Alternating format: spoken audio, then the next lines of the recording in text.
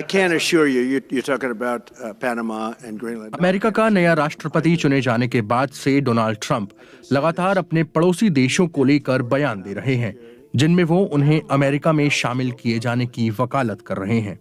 एक ओर वो कनाडा को अमेरिका में मिलाने को लेकर बयान दे रहे हैं, तो दूसरी ओर उन्होंने ग्रीनलैंड और पनामा नहर पर भी अमेरिका की कब्जे की बात कही है। ग्रीनलैंड एक स्वतंत्र राष्ट्र नहीं है, बल्कि वो डेनमार्क का एक स्वायत्त क्षेत्र है। अब आपको बताते हैं कि डोनाल्ड ट्रंप ने ग्रीनलैंड पर क्या कहा है। डोनाल्ड ट्रंप का कहना है कि ग्रीनलैंड और पनामा नहर पर अमेरिका का कब्जा होना चाहिए, क्योंकि ये दोनों अमेरिका की राष्ट्रीय सुरक्षा के लिए बेहद जरूरी है। ट्रंप ने अपने social media platform truth social पर लिखा था कि राष्ट्रीय सुरक्षा और दुनिया में कहीं भी जाने की आजादी के लिए अमेरिका महसूस करता है कि ग्रीनलैंड पर नियंत्रण बेहद जरूरी है। इस बयान के आने के तुरंत बाद ग्रीनलैंड की ओर से बयान आया।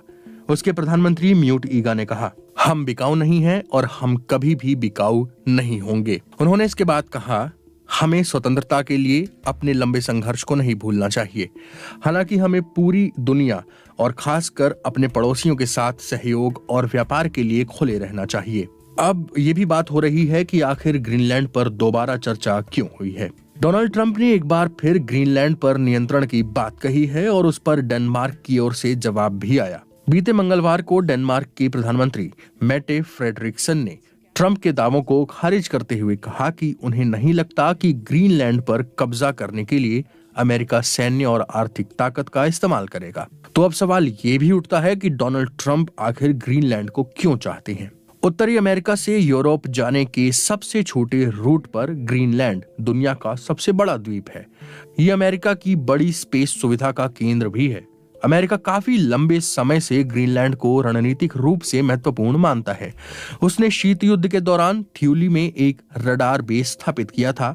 इसके साथ ही दुनिया के कई दुर्लभ खनिजों के बड़े भंडार भी यहाँ मौजूद हैं, जो बैटरी और हाईटेक डिवाइस बनाने में इस्तेमाल होते हैं। ट्रंप का मानना है कि सभी जगह मौजूद रूसी और चीनी जहाजों की निगरानी के लिए सेना की कोशिशों के लिए ये द्वीप बेहद जरूरी है। 21 लाख स्क्वायर किलोमीटर के क्षेत्रफल की आबादी वाले ग्रीनलैंड द्वीप की आबादी महज 57,000 है।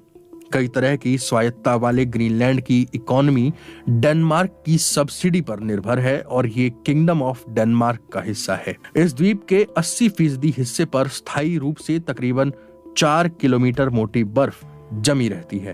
पहले राष्ट्रपति कार्यकाल के दौरान डोनाल्ड ट्रंप ने इस आर्कटिक द्वीप को खरीदने की इच्छा जताई थी।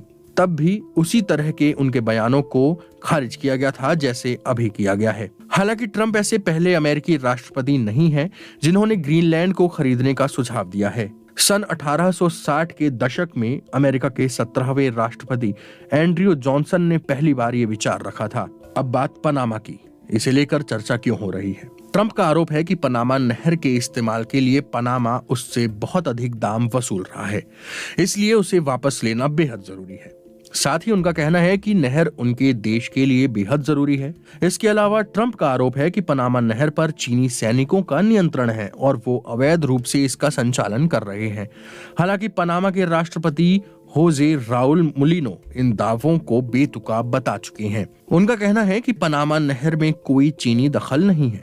अटलांटिक और प्रशांत महासागर को जोड़ने वाली इस नहर के प्रवेश द्वार पर 2 बंदरगाहों का प्रबंधन हांगकांग स्थित सीके हचिसन होल्डिंग्स देखती है। 20वीं शताब्दी की शुरुआती दशक में बनी इस नहर का नियंत्रण सन 1977 तक अमेरिका के ही पास था। राष्ट्रपति जिमी कार्टर की मध्यस्थता में जमीन को वापस पनामा को सौंप दिया गया था।